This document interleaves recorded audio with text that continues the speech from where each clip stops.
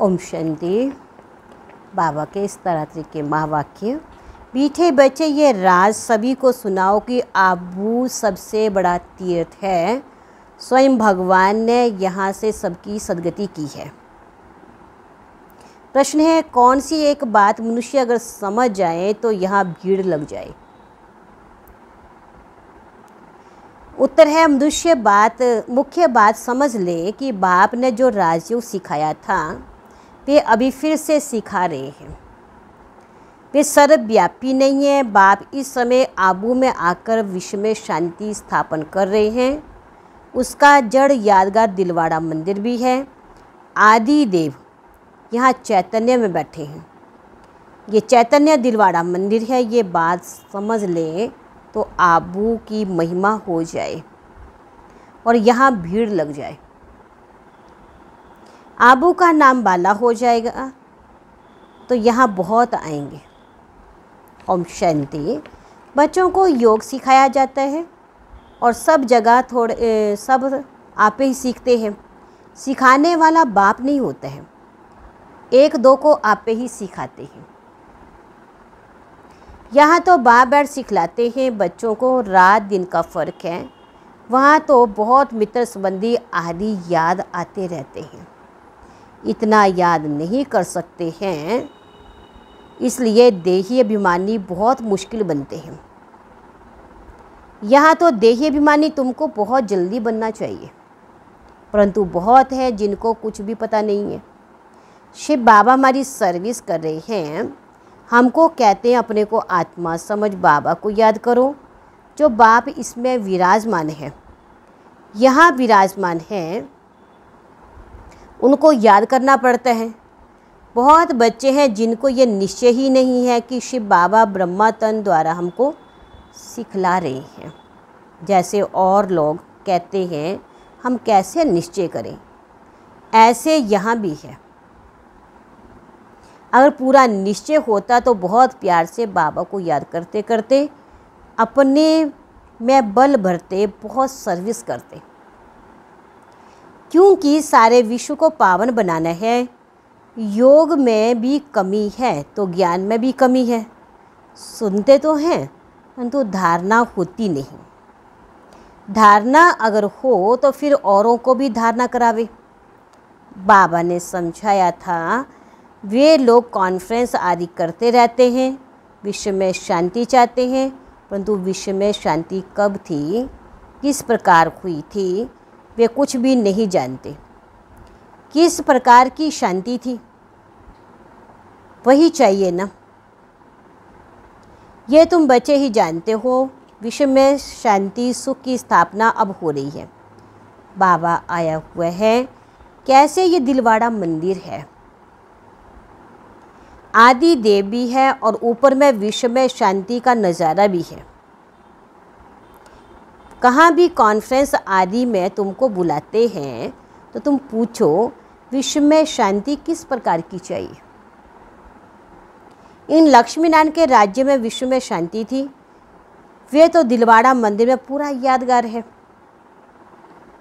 विश्व में शांति का सैंपल तो चाहिए ना। लक्ष्मी नारायण के चित्तर से भी समझते नहीं हैं, पत्थर बुद्धि हैं, तो उन्हों को बताना चाहिए कि हम बता सकते हैं। विश्व में शांति का सैंपल ये लक्ष्मी नारायण हैं। और फिर इन्हों की राजधानी भी देखना चाहते हो, वे भी दिलवाड़ा मंदिर में चक्कर लगाकर देखो। मॉडल दिखाया जाएगा। वे चक्कर आबू में देखो, चलकर आबू में देखो। मंदिर बनाने वाले खुद जानते नहीं हैं, जिन्होंने ही बैठकर ये यादगार बनाया है, जिसका दिलवाड़ा मंदिर नाम रख दिया है। आदि देव को बिठाया है, ऊपर में स्वर्ग दिखाया है। जैसे वे जड़ है वैसे तुम चैतन्य में हो। इनको चैतन्य दिलवाड़ा नाम रख सकते हैं, परंतु पता नहीं कितनी भीड़ हो जाए, मनुष्य मूंझ जाएंगे। फिर क्या है, समझाने की बड़ी मेहनत लगती है। बहुत बच्चे भी नहीं समझते हैं। बल दर पर पास में बैठे हैं, समझते कुछ भी नहीं है। प्रदर्शनी में अनेक प्रकार के मनुष्य जाते हैं, ढेर मठ पंथ हैं, वैष्णव धर्म वाले भी हैं, वैष्णव धर्म का अर्थ ही नहीं समझते। श्री कृष्ण की भाषा ही कहाँ है, जानते ही नहीं है। श्री कृष्ण की राजधानी को भी स्वर्ग बैकुंठ कहा जाता है। बाबा ने कहा था, जहाँ बुलावा हो वहाँ जाकर तुम समझाओ विश्व में शांति कब थी। ये आबू सबसे ऊंच से ऊंच तीर्थ है, क्योंकि यहाँ बाहर विश्व की सदगति कर रहे हैं। आबू पहाड़ी पर उनका सैंपल देखना हो तो चलकर दिलवाड़ा मंदिर में देखो। विश्व में शांति कैसे स्थापन की थी, उनका सैंपल है। सुनकर बहुत खुश होंगे। जैनी लोग भी बहुत खुश होते हैं। तुम कहेंगे ये प्रजापिता ब्रह्मा हमारा बाप है, आदि देव। तुम समझाते हो फिर भी समझते ही नहीं है। कहते हैं ब्रह्मा कुमारियाँ पता नहीं क्या कहती हैं। तो अब तुम बच्चों को आबू की बहुत ऊंची महिमा करके समझाना चाहिए। आबू है बड़े ते बड़ा तीर्थ। बॉम्बे में भी समझा सकते हो। आबू पहाड़ बड़े ते बड़ा तीर्थ है, क्योंकि परमपिता परमात्मा ने आबू में आकर स्वर्ग की स्थापना की है। कैसे स्वर्ग की रचना रची, वे स्वर्ग का और आदिदेव का मॉडल सब आबू में है, जिसको कोई भी मनुष्य समझते नहीं है। हम अब जानते हैं, तुम नहीं जानते हो, इसलिए हम तुमको समझाते हैं। पहले तो तुम पूछो विश्व में शांति किस प्रकार की चाहते हो। कभी देखा है विश्व में शांति तो इनके राज्य में थी। एक ही आदि सनातन देवी देवता धर्म था, इनकी डिनास्टी का राज्य था। चलो तो इनों की राजधानी का मॉडल आबू में तुमको दिखाएं। ये तो है ही पुरानी पति दुनिया, नई दुनिया तो नहीं कहेंगे। नई दुनिया का मॉडल तो यहाँ है। नई दुनिया अब स्थापन हो रही है। तुम जानते हो तब बतलाते हो, सभी नहीं जानते हैं, ना बतलाते हैं ना समझ में आता है। बात तो बहुत सहज है। ऊपर में स्वर्ग की राजधानी खड़ी है, नीचे आदिदेव बैठा है, जिसको एडम भी कहते हैं। वे है ग्रेट ग्रेट ग्रैंडफादर। ऐसी तुम महिमा सुनाएंगे तो सुनकर खुश होंगे। है भी बरोबर एक्यूरेट। कहो तुम श्री कृष्ण की महिमा करते हो, परंतु तुम जानते तो कुछ भी नहीं हो। श्री कृष्ण तो बैकुंठ का महाराजा, विश्व का मालिक था। उसका तुम मॉडल देखना चाहते हो तो चलो आबू में, तुमको बैकुंठ का मॉडल दिखाएंगे। कैसे पुरुषोत्तम संगम युग पर राजयोग सीखते हैं, जिससे फिर विश्व के मालिक बने। वे भी मॉडल दिखावे, संगम युग की तपस्या भी दिखावे। प्रैक्टिकल जो हुआ था उनका यादगार दिखाएं। शिव बाबा जिसने लक्ष्मी नारायण का राज्य स्थापन किया है, उनका भी चित्र है। अम्बा का भी मंदिर है। अम्बा को कोई 10-20 भुजाएं नहीं है, भुजाएं तो 2 ही होती है। तुम आओ तो तुमको दिखलाएं। आबू भी बैकुंठ भी आबू में दिखाएं। आबू में ही बाबा आकर सारे विश्व को हेवन बनाते हैं, सदगति दी। आबू सबसे बड़ा तीर्थ है। सब धर्म वालों की सदगति करने वाला एक ही बाप है। उनका यादगार चलो तो आपको आबू में दिखलाएं। आबू की तो तुम बहुत महिमा कर सकते हो। तुमको सब यादगार दिखलाएं। क्रिश्चियन लोग भी जानना चाहते हैं प्राचीन भारत का राजयोग किसने सिखलाया, क्या चीज़ थी। बोलो चलो आबू में दिखाएं। बैकुंठ भी पूरा एक्यूरेट बना है। ऊपर छत में तुम ऐसा नहीं बना सकते हो। ये अच्छी रीति बताना है। टूरिस्ट धक्का खाते हैं, वे भी आकर समझे तुम्हारा आबू का नाम बाला हो गया है तो बहुत आएंगे। आबू बहुत मशहूर हो जाएगा। जब कोई पूछते हैं कि विश्व में शांति कैसे हो, सम्मेलन आदि में निमंत्रण देखते हैं, पूछना चाहिए विश्व में शांति कब थी, वे जानते हो? विश्व में शांति कैसी थी? चलो हम आपको समझाएं, मॉडल्स आदि सब दिखलाएं। ऐसा मॉडल और कहाँ भी नहीं है। आबू सबसे बड़ा ऊंच तीर्थ है जिसमें बाप ने आकर विश्व में शांति सर्व की सद्गति की है। ये बातें और कोई जानते नहीं है। तुम्हारे में भी नंबरवार हैं, बल बड़े महारथी म्यूज़ियम आदि संभालने वाले हैं, परंतु ठीक रीति किसको समझाते हैं वह नहीं है। बाबा रीड तो करते हैं ना, बाबा सब कुछ समझते हैं, जो भी जहाँ भी हैं उनको समझते हैं, कौन कौन पुरुषार्थ करते हैं, क्या पदवी पाएंगे। इस समय अगर मर पड़े तो कुछ भी पदवी नहीं पा सकेंगे। याद की यात्रा की मेहनत वे समझ नहीं सकते। बाबा रोज़ रोज़ नई नई बातें समझाते हैं, ऐसे ऐसे समझा कर ले आओ, यहाँ तो यादगार कायम है। बाप कहते हैं मैं भी यहाँ हूँ, आदि देव भी यहाँ है, बैकुंठ भी यहाँ है। आबू की बहुत भारी महिमा हो जाएगी। आबू पता नहीं क्या हो जाएगा। जैसे देखो कुरुक्षेत्र को अच्छा बनाने के लिए करोड़ों रुपया उड़ाते रहते हैं, कितने ढेर मनुष्य जाकर वहाँ इकट्ठे होते हैं, इतनी बदबू गंदगी होती है, बात मत पूछो, कितनी भीड़ होती है।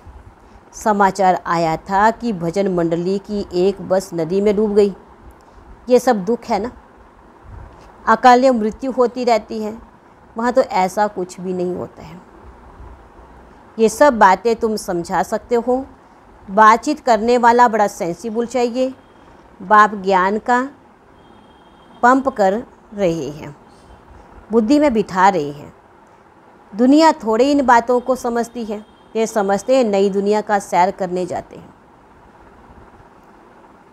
बाबा कहते ये दुनिया अब पुरानी हो गई, गई की गई।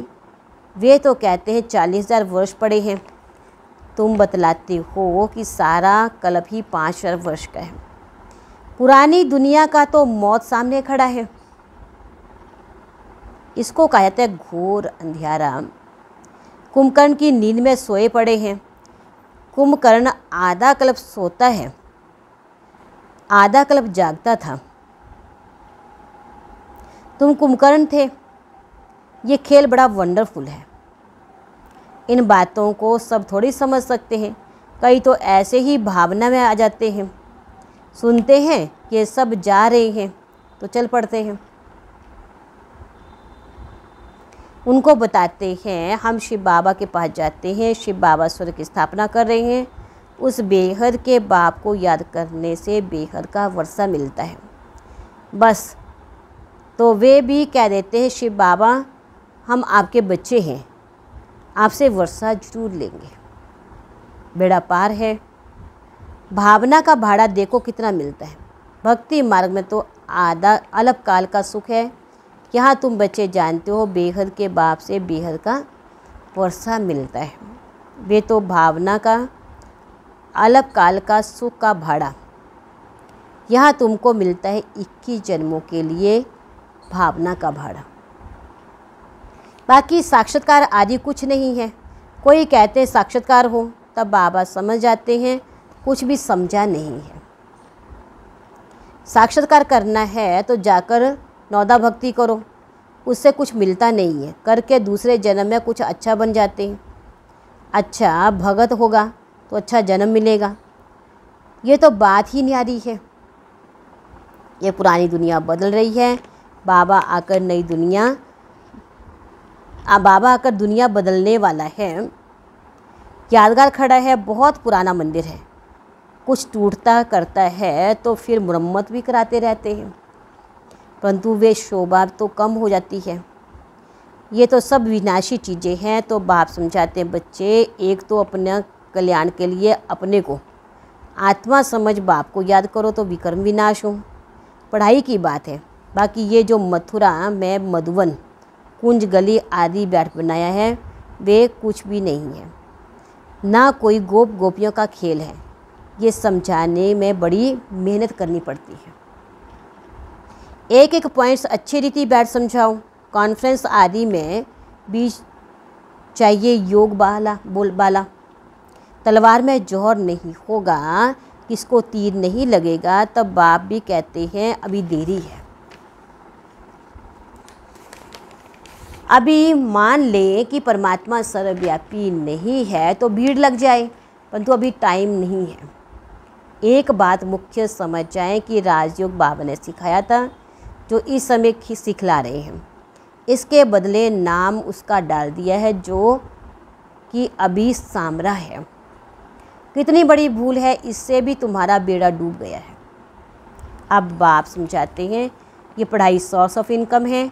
स्वयं बाप मनुष्य को देवता बनाने के लिए पढ़ाने आते हैं। इसमें पवित्र भी जरूर बनना है, दैवी गुण भी धारण करने हैं। नंबरवार तो होते हैं ना, जो भी सेंटर्स हैं सब नंबरवार हैं।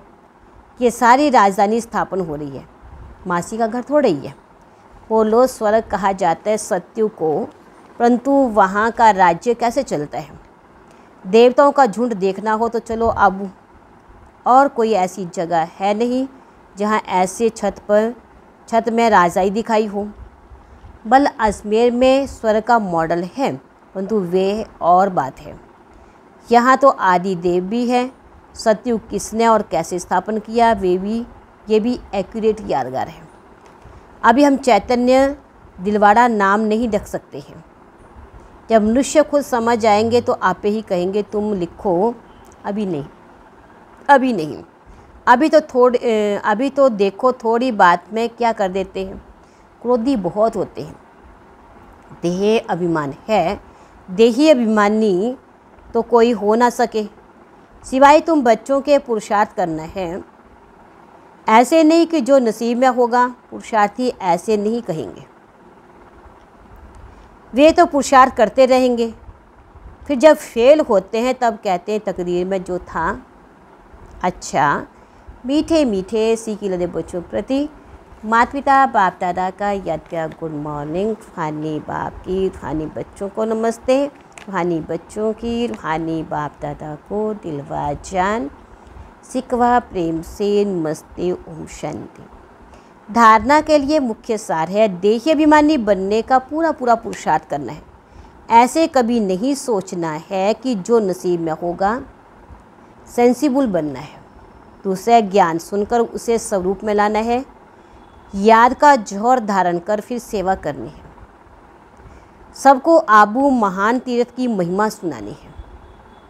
वरदान है एक बाबा शब्द की स्मृति से याद और सेवा में रहने वाले सच्चे योगी, सच्चे सेवाधारी भव। आप बच्चे मुख से मन से बार बार बाबा शब्द कहते हो। बच्चे हो तो बाबा शब्द याद आना क्या सोचना ही योग है, और मुख से बार बार कहना कि बाबा ऐसे कहते हैं, बाबा ने ये कहा, यही सेवा है। लेकिन इस बाबा शब्द को कोई दिल से कहने वाले हैं, कोई नॉलेज के दिमाग से। जो दिल से कहते हैं उन्हें दिल में सदा प्रत्यक्ष प्राप्ति, खुशी और शक्ति मिलती है। दिमाग वालों को बोलने समय खुशी होती है, सदा काल की नहीं। स्लोगन है परमात्मा रूपी क्षमा पर फिदा होने वाले ही सच्चे परवाने हैं। परमात्मा रूपी क्षमा पर फिदा होने वाले ही सच्चे परवाने हैं। अच्छा, ओम शांति।